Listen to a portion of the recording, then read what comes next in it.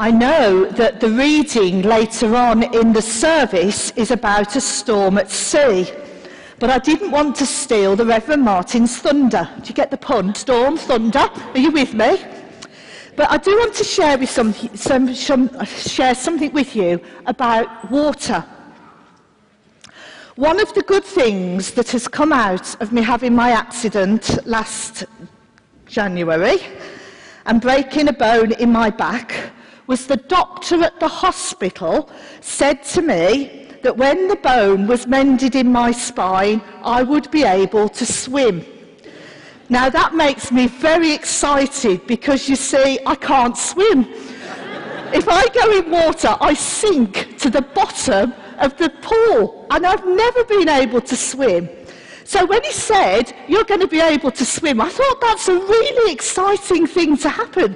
If you have to go and hurt yourself in order to learn to swim, well, I'm quite pleased about that. So, yes, I was excited. But I didn't expect it to just happen. I mean, you have to work at these things, don't you? So I've been, and I've got myself a costume. I thought, I'll have yellow, then I can be seen, just in case, because, you know, I do trust, but, you know, I've got my costume, so that's all right. And I've got my water wings, because although it says I can swim, I'm not that sure, so I'm careful. And you think I'm joking, these are my water wings. I'm not joking, seriously. And I've got my towel. And I'm a good girl, that's my bag to put the wet costume in. Right. So I've got everything that I need to be able, sorry about that, everything I need to be able to swim. And I don't expect it to just happen. So I've got a book out the library, learning to swim. And I can now do breaststroke. Pretty good. I can do overarm and doggy paddle, and if I'm very careful, I can go backwards. I can swim. I'm pretty good now. I don't need to do anything else. I've got the stuff. I can do the moves. I can swim. What do you mean I've got to get in the water? You are joking. I can swim on dry land, thank you very much. It's much safer to stay here, I can tell you.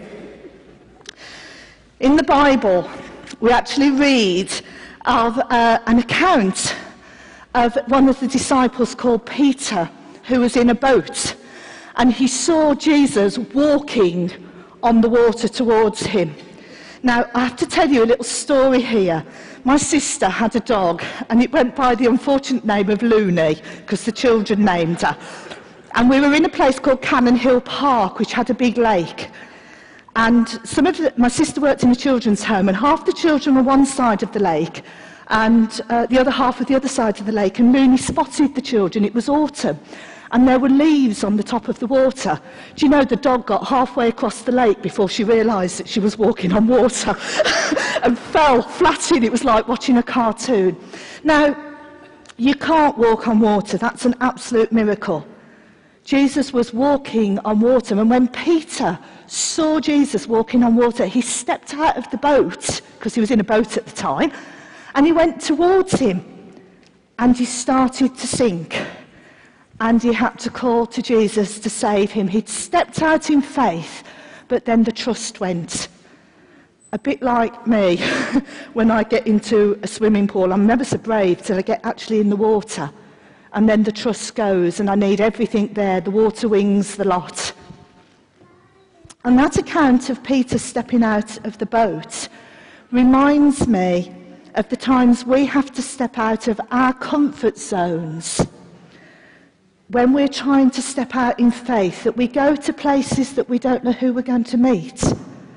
We never know what's going to happen each day, because God puts encounters in our way and we meet people. But what we do know is that God has promised through Jesus to be with us wherever we are, whatever time of the day, always, that he'll be there supporting us as our guide and helper.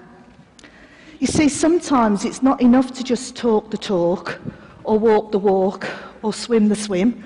You know, sometimes we have to actually do what we're talking about. And people around us notice if what we say doesn't match what we do. When we say that we follow Jesus, but then we don't actually show that by the way that we live, that Jesus is not the Lord of our lives by the way that we live, we might say he is, then people notice. And you know, they get very disappointed that they look to see why we're different because we say we follow this Jesus, we follow his instructions. Maybe,